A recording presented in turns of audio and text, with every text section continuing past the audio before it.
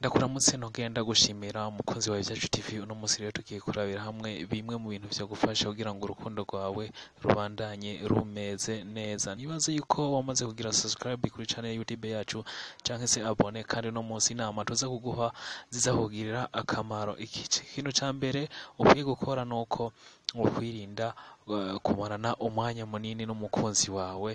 Nukuvuga iyo umaranye umwanya munini n'umukunzi wawe nta kibuza yuko guharurukwa bitegerezwa kubaho. Ntibivuze yuko mutakwiye kumarana umwanya, ariko nuko ukontorora umwanya mukwiye kumarana nawe. Ikindi ca kabiri nuko mutemberana ahantu. Gutemberana ahantu bituma umukobwa kwiyumvamo, kandi nawe ugenda umwiyumvamo bikaryoha. Mu gihe umuhaye agatoki canke se ukuboko mugenda mufatanya mu nzira, umukobwa canke nawe w'umuhungu uriyumva yuko muri kumwe n'umuntu, kandi mu gihe umuntu utamugaya kuba mugenda mufatanye ari ibintu vy'ingenzi.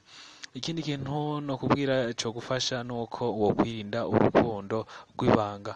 Iyo ukundanye n'umukobwa agatangura kubwira, canke se ukundanye n'umuhungu agatangura kubwira yuko mukundana urukundo rw'ibanga, kenshi na kenshi ntuzohera amakenga, kuko urukundo rw'ibanga kenshi abashaka yuko hariho abandi bahungu canke abandi bakobwa bo babona bari kumwe.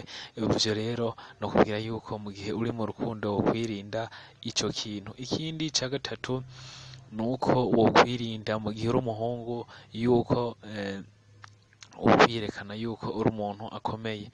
Burya amafaranga kenshi mu rukundo ntatuma rukomera, ahubwo atera rusambuka. Mu gihe rero naho bwo wowe uyafise, wokwirinda yuko ugenda werekana canke wereka umukobwa yuko uri umuntu akomeye atunze ibintu vyinshi, ngo kugira ngo wibaza ngo niho ruzokomera, nawo bw'ubundi uzosanga uriko urarusambura. Ikindi ca gatanu nuko uzoha umwanya umukobwa agukunda.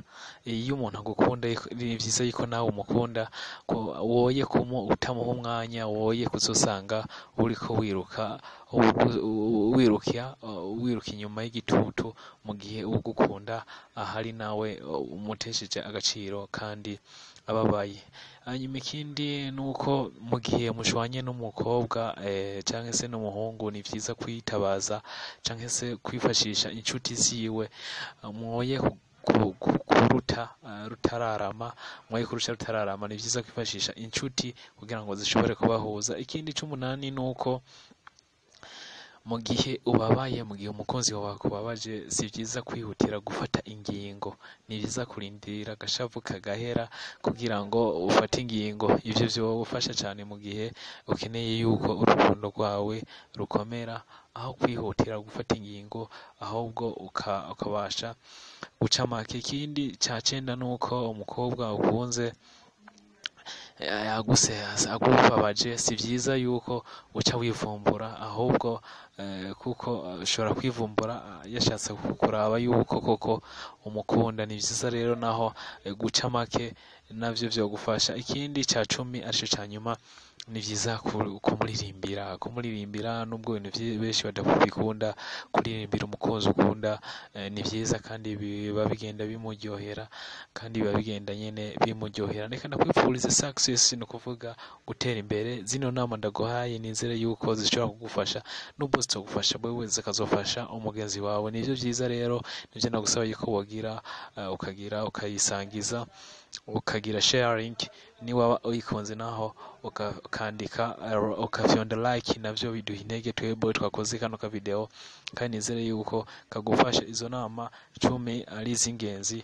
No kuvuga ica mbere nakubwiye yuko wokwirinda kumarana umwanya munini. Ica kabiri nuko mutemberana. Ica gatatu nuko wokwirinda urukundo rw'ibanga. Ica kane nuko wokwirinda yuko kumwereka yuko ufise itunga rikomeye. Ica gatanu nuko